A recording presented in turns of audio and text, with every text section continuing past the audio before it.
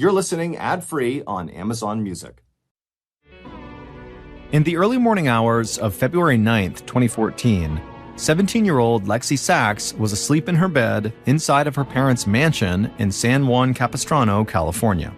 And as she lay there, suddenly there was this loud bang on her door that woke her up. And instinctively, Lexi just pulled the covers up over her head like she did when she was a little kid and was scared. And as she lay there under her covers, she held her breath and stayed totally still, hoping the sound she had just heard was actually from her dream and not in real life. But then she heard her little brother begin to scream in the hallway. And at that point, Lexi jumped into action. She threw the covers off and ran out of her bed, out of her room, into the hall. And what she found at the end of the hallway would not only turn her and her siblings' lives totally upside down, but it would also leave one of the safest and wealthiest communities in the entire country in total shock. But before we get into that story, if you're a fan of the strange, dark, and mysterious delivered in story format, then you've come to the right podcast, because that's all we do, and we upload twice a week, once on Monday and once on Thursday.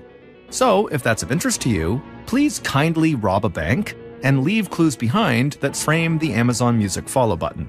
Okay, let's get into today's story. On the evening of February 6th, 2014, 54-year-old entrepreneur Andra Sachs lit 2 candles on top of a cake, then started singing Happy Birthday as she carried that cake out of the kitchen inside of her sprawling mansion in San Juan Capistrano, California. 3 of Andra's 5 children joined in the singing and followed their mom. Andra was 5 foot 11 inches tall with dyed blonde hair, and she was the type of person who could take over any room she walked into.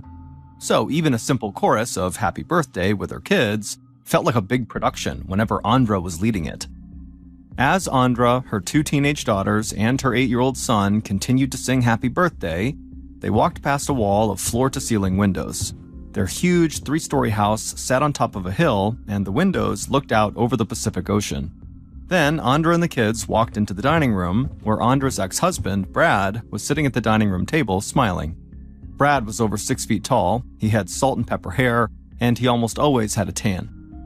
Andra put the cake down on the table, and then she and the kids finished singing Happy Birthday. Brad leaned over the cake and blew out the 2 candles that were shaped like a 5 and a 7. The kids cheered, and Brad thanked them all for singing. Andra smiled at Brad, but she noticed he was hiding his hands just below the dining room table. She knew why Brad was doing it. It was because he didn't want the kids to see the tremors that were making his hands shake. 2 years earlier, Brad had been diagnosed with Parkinson's disease, which is a disorder of the central nervous system that can include symptoms like muscle stiffness, loss of balance, and tremors. And recently, Brad's symptoms had gotten worse. The kids knew their dad was dealing with Parkinson's, and so they were used to the changes in his movement that the disease could cause. But that night, Brad was celebrating his 57th birthday, and he just wanted the kids to have a good time and not worry about him. So he kept his hands out of sight while Andra cut up pieces of the cake and handed them out to the kids. Then Andra sat down next to Brad at the table, and she rubbed his back. Andra watched the kids laughing and eating their cake. Then she told Brad she wished their 2 oldest sons, who were away at college, could have come home to visit for his birthday so the whole family could be together. Brad said it was all right, and he pointed out that before they knew it, the girls would go off to college, and their 8-year-old boy would grow up, and it would just be the 2 of them together most of the time, like it had been at the beginning of their relationship. Andra and Brad had met almost 25 years earlier when they were both starting out as entrepreneurs in the growing tech industry.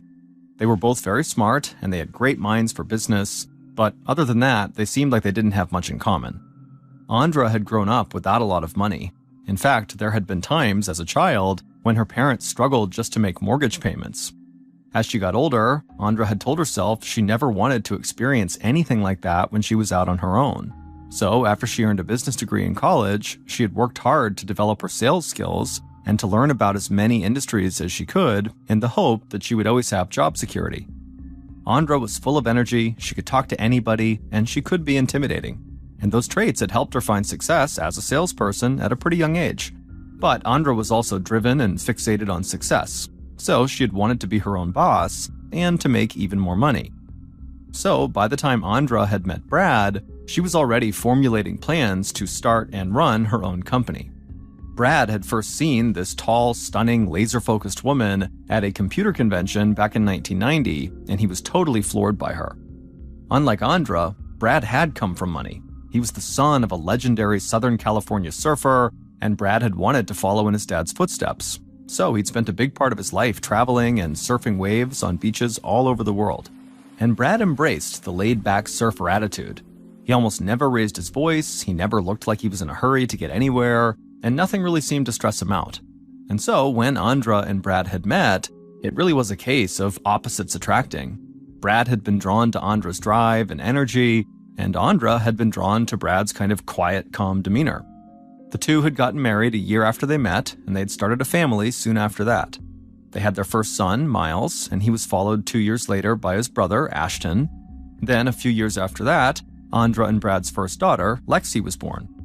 In the dining room, Andra and Brad watched 17-year-old Lexi gather up wrapped birthday presents with her 8-year-old brother, Landon. Andra appreciated that Lexi went out of her way to take care of her little brother because Andra spent a lot of time working and she wasn't always around. And as Brad's Parkinson's progressed, it was more difficult for him to do certain things around the house and to look after Landon all the time. But there was something about watching Lexi with Landon that always made Brad and Andra a little sad. It wasn't the kids' fault, but seeing them together brought up memories of the worst time in Brad and Andra's lives. Less than a year after Lexi had been born, Andra and Brad had welcomed another daughter, and as their family grew, their businesses had grown alongside it. Andra and Brad had started multiple companies together and also separately on their own. Then, Andra had used some of the profits from one of her companies to invest in rental properties and to build a massive real estate portfolio. In her time as an entrepreneur, Andra had often said it was easy to make money, but keeping it was the hard part. So she saw real estate as a way to protect her and her family's money and to build on the wealth that she had started to make from her other businesses. It turned out that Andra was a very savvy real estate investor, and soon after getting into that business, her investment properties were bringing in millions of dollars. So Andra, who had been determined never to face the financial struggles her parents had gone through, felt like she had already accomplished more than she could have hoped for. She was making more money than she had ever imagined, and she and Brad had just bought their first house together. It was a modest house compared to the mansion on the hill they would move into years later, but it had a beautiful pool and also had a hot tub. And the happiest part of Andra's life was that she and Brad had 2 perfect sons and 2 perfect daughters. But on a day in 1999, 15 years before Brad's family birthday party, 2-year-old Lexi and her 16-month-old sister had been at home with a nanny while Andra and Brad were working and the 2 boys were at school. While the nanny fed the baby in her high chair, Lexi had walked out of the house into the backyard and onto the deck by the pool and the hot tub. Inside the house, the nanny had seen Lexi out the window, so she grabbed the baby from the high chair and rushed outside. Lexi was close to the pool, and the nanny panicked. She put the baby down on the deck and then reached out and grabbed Lexi.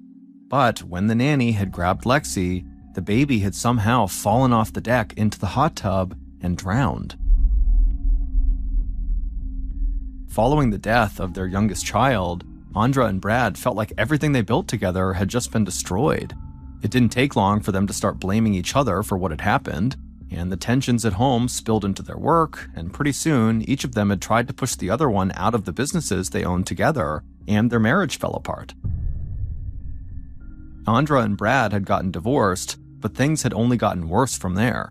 They had sued each other over business assets and personal finances, and Andra had even filed a report with police stating that Brad had tried to physically assault her. During this time, their 3 living children, Miles, Ashton, and Lexi, had clung to each other for support and tried to make both of their parents happy. Miles, the oldest, had seen himself as the one in charge, the one who was responsible for taking care of his younger siblings, and the other kids followed Miles's lead. But only a couple of years after the ugly divorce, Andra and Brad reconciled. Their friends and family had been shocked, but Andra and Brad seemed happy, and they had moved into the mansion on the hill in San Juan Capistrano that Andra had bought with money from her real estate investments.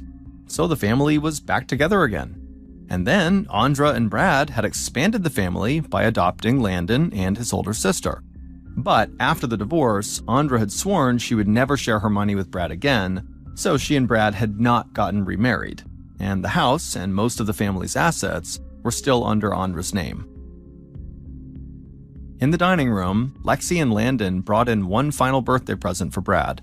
It wasn't wrapped, but it had a bow on it, and when Brad saw it, he lit up. It was a large water bicycle designed to let him ride the ocean waves while sitting on top of it. Parkinson's disease had taken surfing away from Brad, but now, with this water bicycle, he'd be able to get back in the water. He thanked the kids for the great birthday party, then he turned to Andra, gave her a kiss, and thanked her for the incredible gift. They both knew a lot of people did not understand their relationship, an ex-husband and wife living together without getting remarried or sharing their money, but they didn't care, because Andra and Brad believed that they and their kids were as happy, successful, and loving as a family could be. On February 8th, 2014, so 2 nights after the birthday party, Andra helped Brad to their bedroom on the 3rd floor of the house. They hadn't told their younger kids yet, but Andra had recently purchased a new 1-story property, and she was going to sell the home they lived in. Andra and Brad knew the kids would be disappointed to move out of the mansion on top of the hill, but it was getting too hard for Brad to deal with the size of the house and to navigate all the stairs, and so Andra wanted a place where he could get to everything he needed on just 1 floor. While Andra and Brad went to their bedroom, 17-year-old Lexi walked into her little brother Landon's room on the 3rd floor and said goodnight to him as he got ready for bed. Then Lexi and her 15-year-old sister played with the family dogs and talked about school for a little bit before Lexi headed to her own bedroom, which was just down the hall from her brother's. Lexi got dressed for bed, she laid down, she looked at her phone and sent a couple of text messages to friends. After a while, she put her phone on the bedside table, flipped off the lamp, and then went to sleep. A few hours later, at about 1:45 in the morning, Lexi woke up, startled. She thought she heard a loud noise coming from down the hall, but she didn't know if it was real or if maybe she'd been dreaming. Then, Lexi heard something bang against her bedroom door, and the door flew open. Without thinking, Lexi immediately held her breath and pulled the covers up over her head like she had done when she was a kid when she got scared. She heard a loud noise, but obviously couldn't see it, and then something smashed into the wall just above her. Lexi tried her best just to be totally still and not make a sound, but then she heard footsteps running down the hallway, followed by her little brother Landon screaming. Hearing her brother calling out made Lexi jump into action. She threw the covers off of her, she got out of her bed, ran into the hallway, when she saw Landon lying on his chest a few feet outside of his bedroom in the hallway, and he was screaming and crying and saying he couldn't feel his legs. Then Lexi heard footsteps again coming from behind her, and immediately her body tensed up. But then she turned around and saw it was just her sister running towards her. Lexi yelled for her sister to go call 911, so her sister turned around and ran back to her room on the 2nd floor to get her phone and make the call. Lexi turned around and looked down at Landon and promised him he would be just fine and that she needed to go somewhere but she'd be right back. And then she turned and ran down the hall towards her parents' room. And when Lexi got inside, her screams carried across the entire house.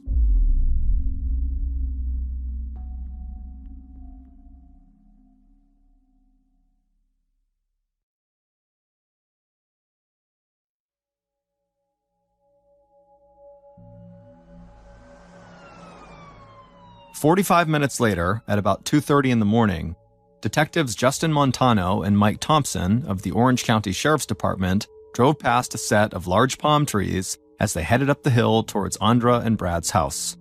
The house was surrounded by a wall with a gate, but the gate was open. Detective Montano drove through the open gate, and he and Thompson saw an ambulance and several squad cars parked out front. The detectives stepped out of their car and looked up at the 3-story mansion. Both of these detectives had handled cases in similar Orange County neighborhoods, but they were still taken aback by some of these huge multi-million-dollar properties like the Saxes house. Montano and Thompson made their way up to the mansion and walked inside. One of the first officers who had arrived at the scene met them and led them through the foyer to a large staircase and up to the 3rd floor. Montano and Thompson walked down the 3rd floor hallway past Lexi's bedroom, and they saw members of the forensics team examining spots of blood on the floor outside of Landon's room.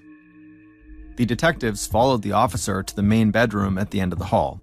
The door was open, so before they even stepped into the room, they could see inside, and they could see there was blood covering the back wall. And they could see there were two bodies still lying in the bed. They were Andra and Brad, and they both were deceased. Montano thanked the officer for leading them to the bedroom, and then he and Thompson stepped into the room and walked towards the bed. Neither of them could get over the amount of blood that was covering the sheets. Montano thought this looked more like a gangland hit than a typical homicide. A ballistics expert waved the detectives over and showed them multiple bullet casings he'd already found in the room, but there was no murder weapon left at the scene. Montano went back to the officer who had led them to the bedroom and asked him what he and the paramedics had found when they first entered the house. The officer said the victims' 3 children who lived in this house had all gathered in the hallway right outside of their parents' bedroom. The officer said it appeared that the 2 teenage girls were okay, but the 8-year-old boy had lost feeling and movement from the waist down. All 3 kids have been taken to the hospital. Montano nodded and thanked the officer again for his help. Then Montano and Thompson looked at the scene on the bed again, and for some reason they both had the same thought. Did the 2 teenage girls murder their parents and maybe paralyze their little brother in the process? The idea of that upset both detectives, but they couldn't rule it out. The detectives had a theory that the motive for most murders boiled down to one of 3 things: money, sex, or revenge. And in a mansion like this, in such a wealthy neighborhood, there was definitely a chance that the kids had gone after their parents to maybe get their money. So after spending hours at the crime scene and organizing a canvass of the neighborhood, Montano and Thompson decided to really begin their investigation by talking to the Sachs children. That morning, a few hours after Andra and Brad's bodies had been discovered, their 19-year-old son, Ashton, was sitting on his couch playing a video game inside of his 1-bedroom condo in Seattle, Washington. Ashton was lanky, with straight brown hair that hung down over his forehead. It was a Sunday afternoon, and one of Ashton's favorite things to do on Sundays was to sit on his couch, smoke a little pot, and play the video game League of Legends for hours on end. And so he was doing that when his phone rang on the coffee table, and he glanced down from the TV and he saw it was his older brother, Miles, calling him. So Ashton paused his game and he answered his phone. The 2 brothers both lived in Washington, but they attended colleges on opposite sides of the state, so they didn't get to hang out very much. But they still made it a point to check in with each other fairly frequently, and they got along reasonably well, even though they were not really alike. Miles, who was 21 years old, had always been seen by his siblings as the golden boy of the family, and he definitely took after his mom when it came to business.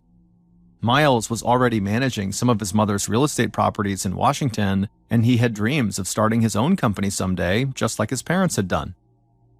Ashton was way more into computers than he was into business, so he'd gone to college in Seattle to study computer science, and he hoped he'd be able to get into a tech or gaming company when he was a bit older. When Ashton put the phone to his ear, he heard Miles's voice cracking on the other end, and he couldn't understand anything Miles was saying. Ashton asked Miles to slow down and to tell him what was going on. Then Miles, somewhat point blank, told Ashton that their parents had been found murdered, their brother was now in the hospital and couldn't feel his lower half, and their sisters were now talking to the police. Ashton just sat there in silence for a second. Then Miles told him he needed to fly home immediately and help take care of their younger siblings. Ashton had always seen Miles as the leader among the Sachs children. After all, Miles was the oldest and their parents had always trusted him, so Ashton, who was clearly in shock, said he would do whatever Miles thought was the right thing to do. Later that day, Miles and Ashton both flew from Washington to Orange County, California. And after they both arrived, they immediately went to the hospital to check on their brother, who was still in recovery. And then they reached out to the police.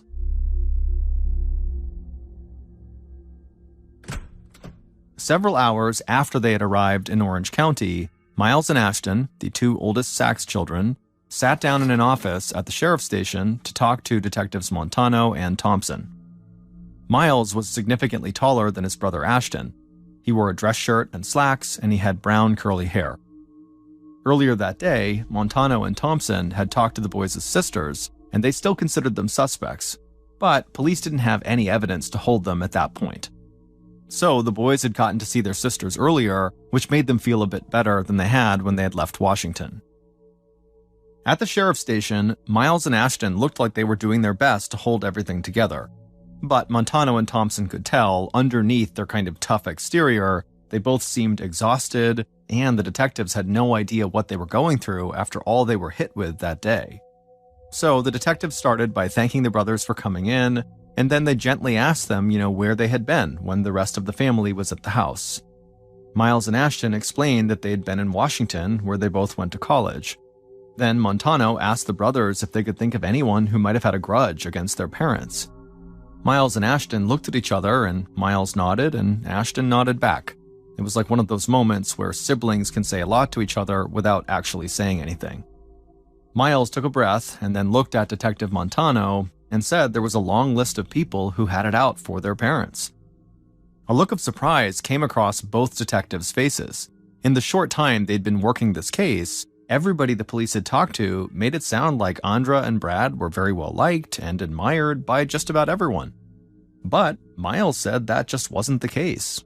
He told detectives that his mother's very aggressive way of doing business had led her to make a lot of money and a lot of enemies over the years. There were investors who felt like Andra had cheated them out of money, there were clients who felt like she had ripped them off, and there were tenants in some of the rental properties Andra owned who believed she was an evil landlord. Miles thought most of the people who were angry at his mom were really just jealous of her success, or that they didn't understand how business worked.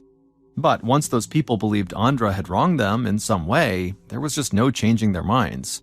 Then Montano asked if Miles or Ashton could name any particular person that was one of Andra and Brad's potential enemies. And Ashton said they would actually need a couple pieces of paper to be able to list everybody.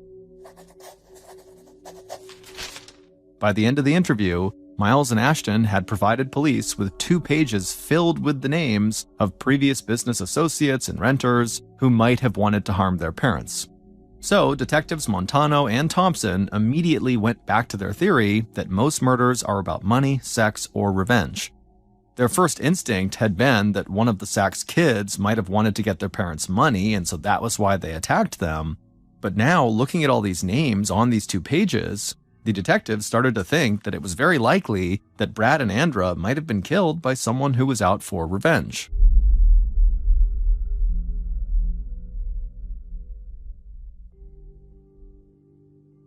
In the days following Andra and Brad's murders, Montano and Thompson learned that the murder weapon had been a Ruger .22 semi-automatic rifle. So part of the investigative team focused on tracking down that weapon in the hope it would lead them to the killer. During that time, Montano and Thompson concentrated on the list of people that Miles and Ashton had provided them.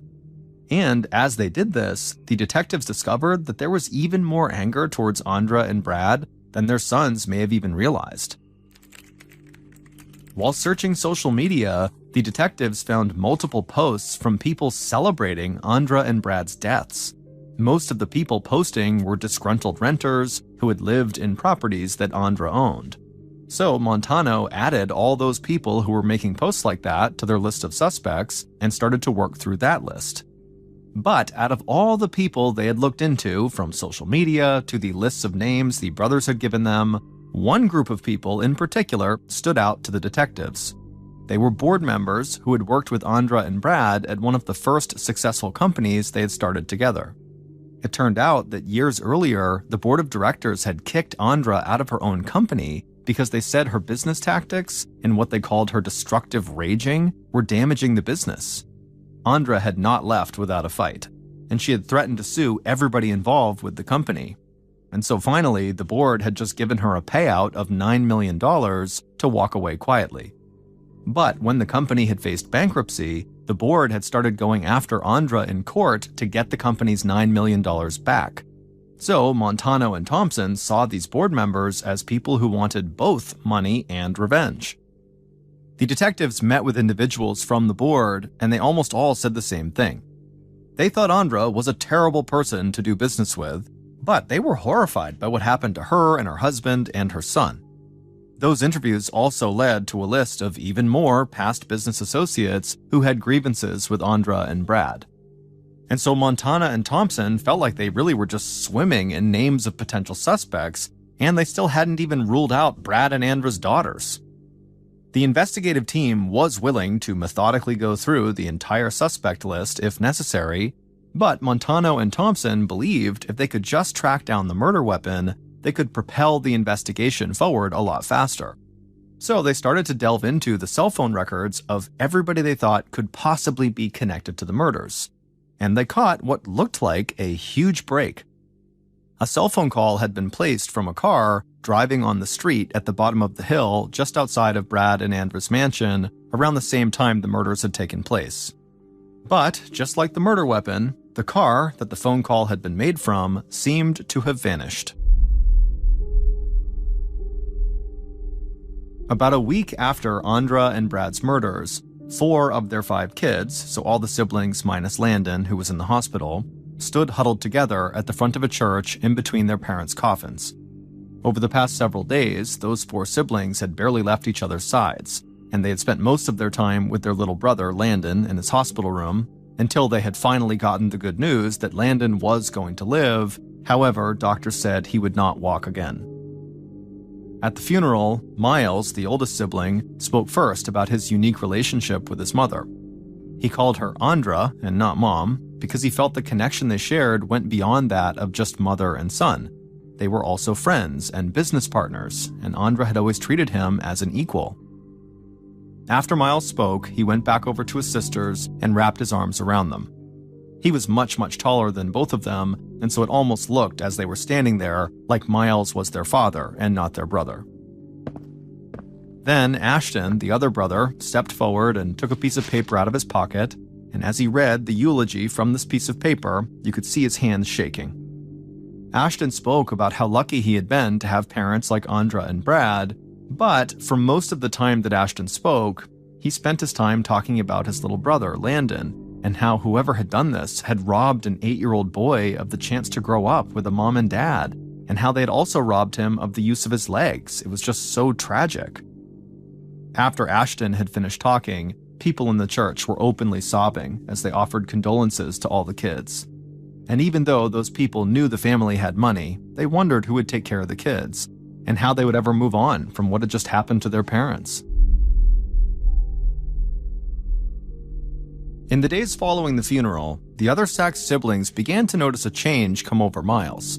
It was like he stopped being a normal older brother and switched into business mode like they had seen their mom do before. Miles met with authorities so that he and Ashton could obtain legal guardianship over their younger siblings. Then he moved all of the kids out of the mansion on the hill and into that one-story home Andra had bought with the intention of making Brad's life a bit easier. The other kids were angry about the move, but Miles said it was the right financial choice to make. This way, he could complete the sale of the mansion like his mom had intended, and the family would make millions of dollars. The kids were confused and upset, but they'd always looked up to Miles, and he seemed to have a clear plan, and he assured them that everything he was doing was in their best interest. So, in the span of a couple weeks, the Sachs kids had lost and buried their parents, and had moved out of their beloved house, and the younger kids had started having to answer to their own older brother, Miles, as if he was their parent.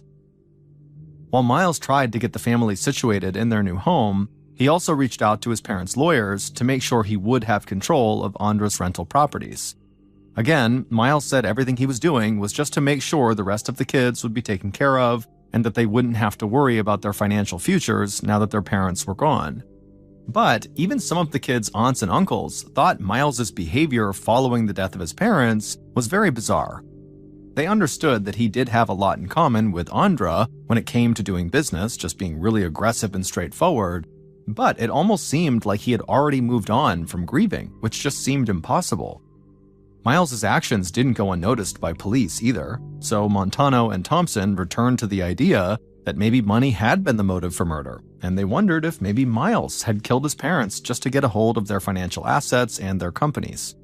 But Miles, and also his brother Ashton's alibis, had both checked out. People had seen them both in Washington on the morning of the murders. So Montano and Thompson just kept pursuing the two pieces of evidence that they thought would break the case wide open: the Ruger .22 semi-automatic rifle used in the murders, and the car that someone had placed a call from just outside of the mansion at the time of the murders.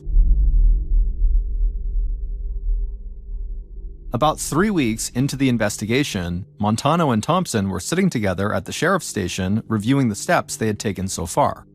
They were still pursuing every lead they had, including the seemingly countless number of enemies that Andra and Brad had made over their years of doing business. Just then, Montano's phone rang. He picked it up, and a member of the investigative team was on the other line, and the officer sounded excited. He said cell phone records had finally led them to a man who was in possession of the car that phone call outside of the Sachs house had been made from. Montano hung up, and the police got right to work securing a warrant to search the car that investigators had just tracked down. When the warrant came through, Montano and Thompson and other members of the team went to do a full search of the car.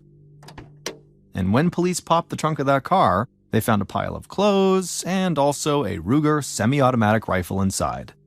They now knew who had murdered Andra and Brad.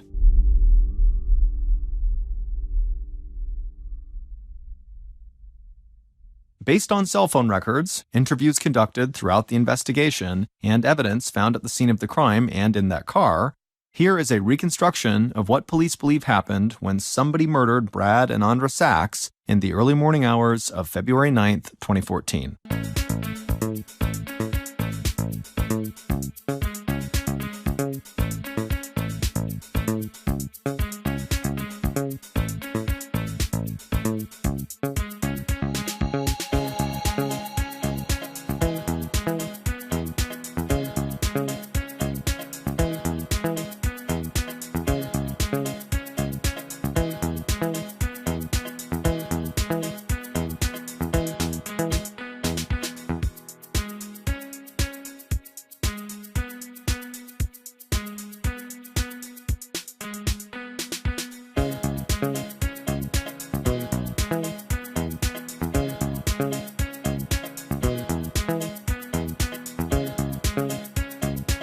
At 1:30 a.m. on February 9th, the killer drove their white Toyota Prius slowly down the road at the bottom of the hill right below Andra and Brad's mansion.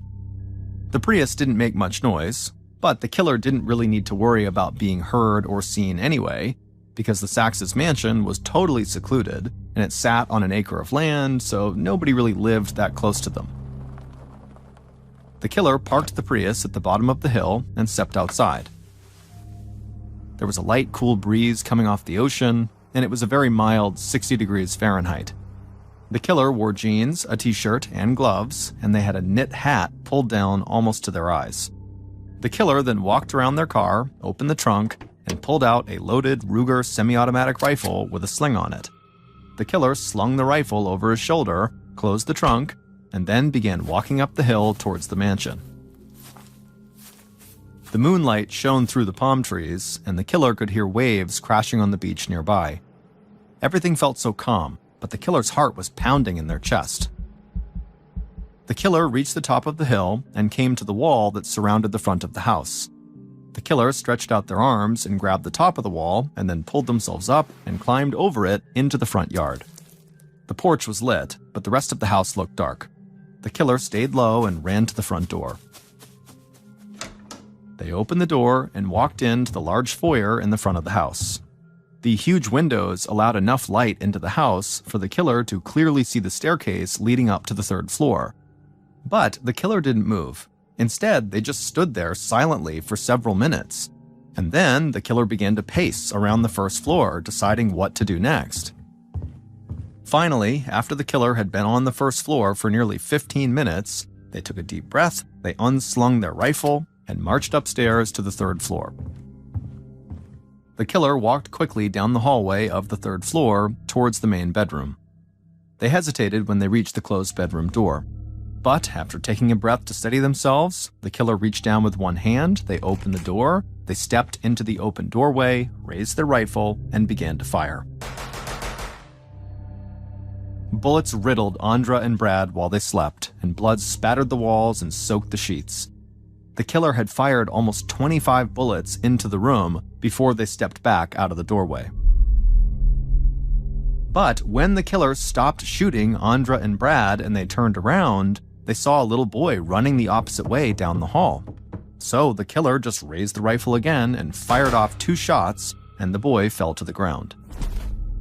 Then the killer walked further down the hall, past the boy who was now writhing in pain on the ground, and came to another closed door. They kicked the door open and fired a shot blindly into the dark room. That bullet struck the wall just above the bed where 17-year-old Lexi was hiding under the covers. Then the killer heard the little boy he had shot screaming in the hall right behind him, so the killer just slung the gun on their back again, ran down the hall, and flew down the stairs. The killer reached the first floor, their head was pounding, their ears were ringing, and they were out of breath, but they heard movement on the floors above them, so they ran out the front door and across the yard. They reached the wall, pulled themselves up, and climbed over it. Then they ran down the hill back to their car. The killer opened the trunk, took the rifle off their back, and chucked it inside. They pulled off their knit hat as well and tossed it in with the gun. Then they took off all their clothes and chucked them in the trunk, and then grabbed some fresh clothes from the trunk and put those on. Then the killer hopped into the driver's seat of the Prius, started up the engine, and hit the gas. Then, as they were driving away from the house, the killer grabbed their cell phone from the passenger seat and made a quick call. The killer's head was still pounding, and they still felt like they couldn't breathe, but they knew their night was not over yet. So the killer tried to focus. They drove across town to an apartment building and pulled the Prius into a parking garage. They parked, got out of the car, and then walked a few minutes towards a major street nearby and found a cab waiting for them. The killer climbed inside, and the cab drove them to the airport. Hours later, at about 10 a.m., the killer landed in Washington State. They caught a cab at the airport and drove home.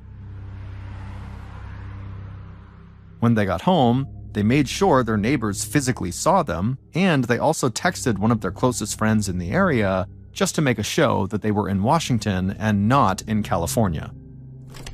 Then the killer headed inside of their place, sat down on the couch, turned on the TV, and started playing League of Legends. 19-year-old Ashton Sachs had murdered his parents, he had shot and paralyzed his little brother Landon, and fired a gun into his sister Lexi's room that easily could have hit her. It turned out Ashton had always deeply resented the way his parents treated his older brother, Miles. Ashton felt like Miles was treated like the golden boy, and his parents treated him, Ashton, like a failure. And that resentment had festered for years until Ashton started to consider murdering his parents in cold blood. Ashton went so far as to do serious research into different types of weapons and to figure out the differences between first and second-degree murder. Then Ashton had gone out and actually bought a semi-automatic rifle. But even after he'd gotten the gun, Ashton still wasn't sure he could actually go through with killing his mom and dad. He felt like he hated them, and he blamed them for a lot of his shortcomings, but he just didn't know if he could actually pull the trigger and end their lives. But then, the day after Brad's 57th birthday, Andra had texted Ashton to tell him how disappointed she was that he hadn't even called to wish his father a happy birthday.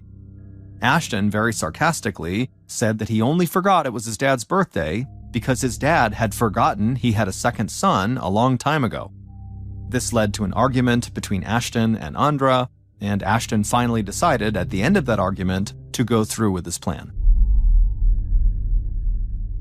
On the day before the murders, Ashton had driven his white Prius 18 hours from Seattle to San Juan Capistrano, California. He waited patiently in town for a few more hours, and then he carried out the murders in the early morning. Ashton had arranged for a cab to meet him and take him to the airport, and for a transportation company to drive the Prius back to Seattle and to keep it for him until he was ready to pick it up. So, immediately after the murders, he called that transportation company to verify the address where he would leave the car for them. Then he had dropped the car off in that parking garage, met the cab, and flew home.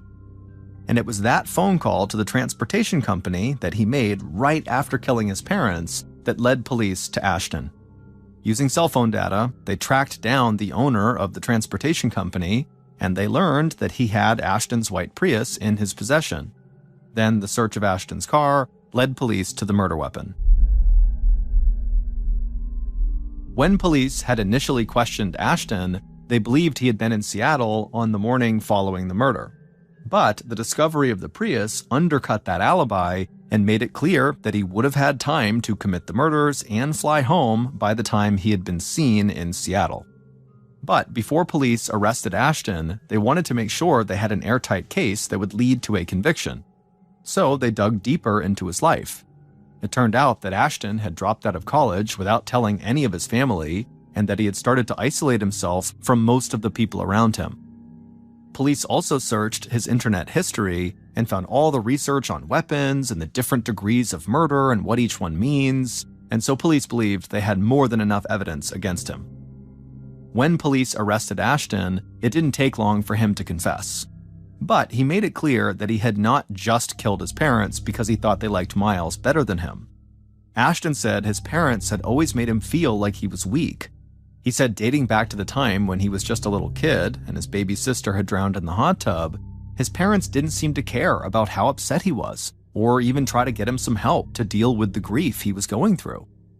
And then, not long before the actual murders, Ashton had gone through this very bad breakup with his girlfriend and gotten really depressed, and he had tried to take his own life by overdosing on painkillers. And Ashton said he felt like his parents didn't really even care. While the other children had a totally different view of Andra and Brad, Ashton felt like murdering his parents was his way of getting revenge on them for all the times they'd made him feel unimportant. Ashton was ultimately found guilty of first-degree murder and attempted murder.